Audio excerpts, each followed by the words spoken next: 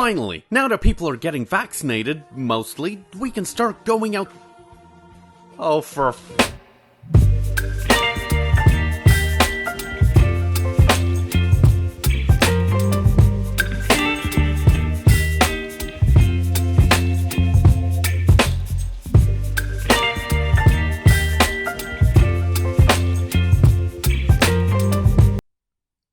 How are yous? My name's Traven, and this is my version of the seasonal-ish recommendation series everyone does, where I ramble about a bunch of stuff I liked from the last few months. And if you know something isn't here, it's probably because of one of the reasons above. And I want to start with what I found.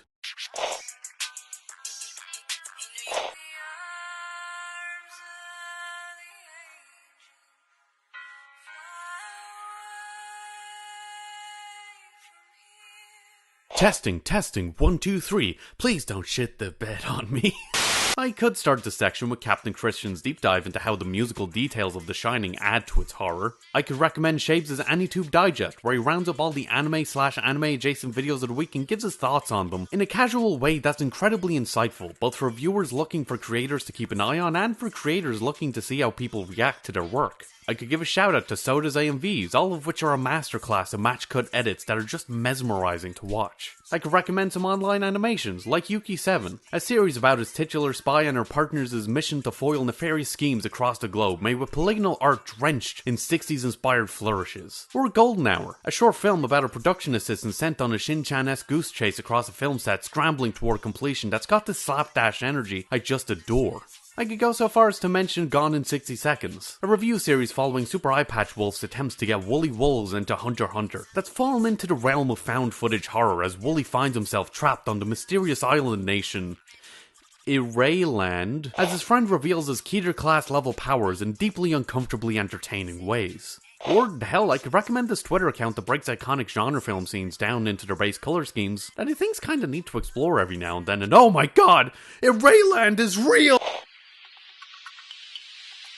Developed by Mercury Steam and Nintendo EPD, Metroid Dread finds Samus Aran stranded on yet another barren planet full of strange life forms, as she fights her way to freedom, whilst uncovering a universe-threatening conspiracy on her way out. That's right fuckers, I finally played something other than Hades for the llast few months, cause being the Metroidvania-obsessed weirdo I am, of course I was gonna give this a shot. It's got everything you'd expect from the genre. Massive maps, upgrade-based progression, backtracking to secret rooms and hidden items and puzzles that slowly drive me insane, all of which are only bolstered by its snappy controls and the Emmy zones. Regions of the map where you'll be hunted down by these contorted robot monstrosities called, well, Emmys, that give me the kind of wandering boss-induced anxiety I thought I'd only ever find in a Resident Evil game. It takes the classic mechanics of the franchise and streamlines them into something more modern and, honestly, more intuitive. No offense to the old games, but Jesus, they're showing their age. Which I think is made even more impressive not only by the fact that it was mainly developed by an independent developer, but also because of how well they managed to take advantage of the Switch's limited power to make something that runs this well and looks this good, with its simple graphics working shockingly well for its gameplay and cinematics. And as a side note, I think the animations for Samus specifically are great. They do so much to characterize her with this I literally don't give a fuck energy, and I love it. Metroid Dread is a classic take on the franchise that absolutely knocks it out of the park.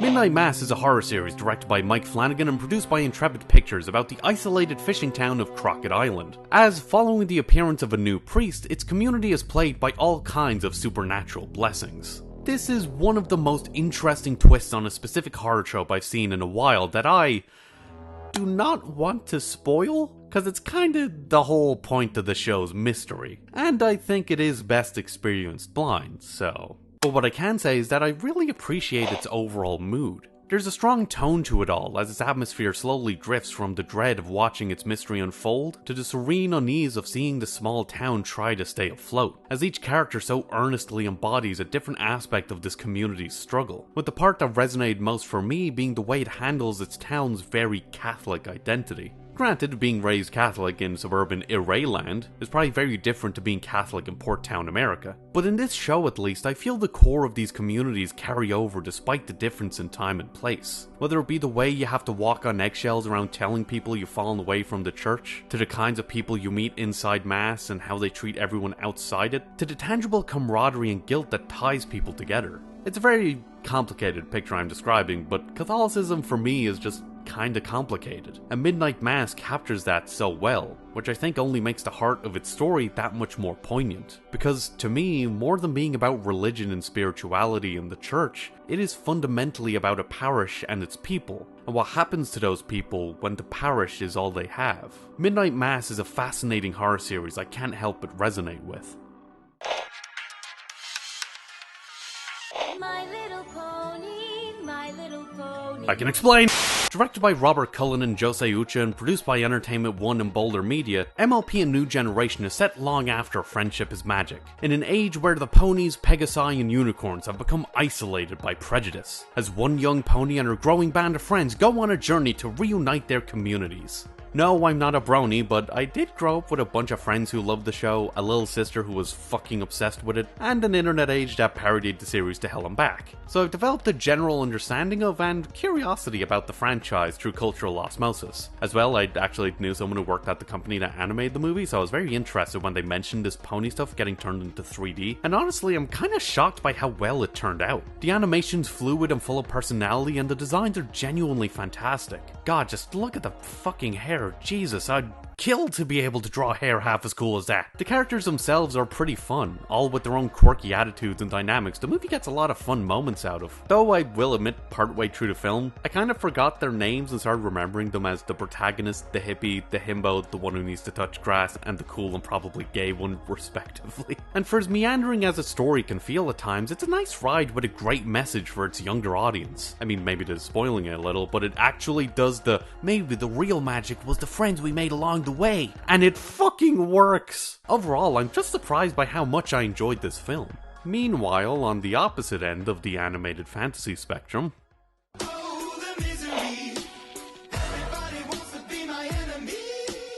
Arcane is a series created by Christian, Link, and Alex Lee, produced by Fortiche Productions and Riot Games, and set in the world of League of Legends, that follows the journeys of various citizens of the utopian city of Piltover and its crumbling undercity known as Zaun, as tensions rise between the two, while some try to revolutionize the world, and others simply try to survive. That's right, after years of animated music videos, League finally made an animated series, and god damn is it a good one. Its textures have this painterly quality, with every little sheen and shadow rendered in thick brushstrokes for buildings and faces alike, and whose character designs feel flawed in ways that feel more true to life than realistic. Whether it be the gaps in their teeth, or the bags under their eyes, or the weight in their faces, or the stray strands slipping out of their carefully crafted hairstyles, and I think it's just kinda cool to see the way the designs for these characters have been updated. Especially for Jinx and V and Kate.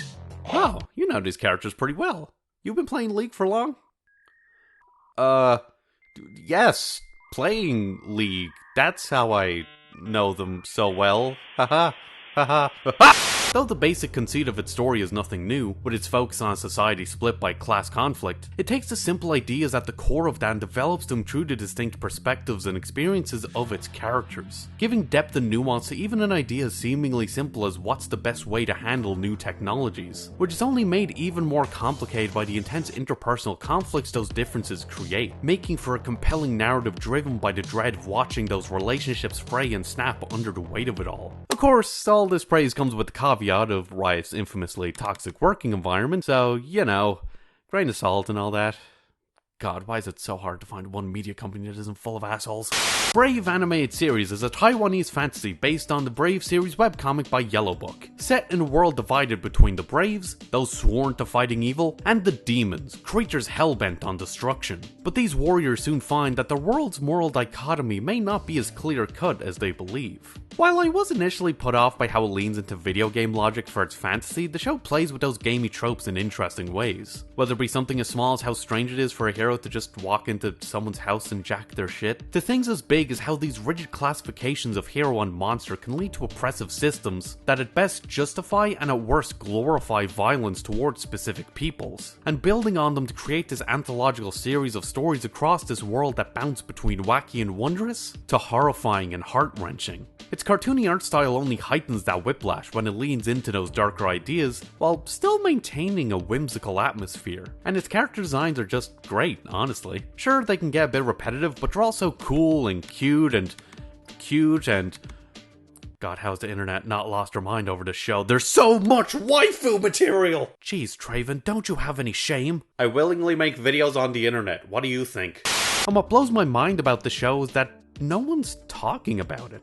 I've seen nothing on my timelines about it, there's no Wikipedia or IMDb page for it, Rotten Tomatoes doesn't have any reviews for it. The best sources I can find just to figure out where it came from are TV tropes and this one post on Reddit that links to a PDF of some translated pages of the original comic, and the apparently official Twitter account for the show has less followers than I do!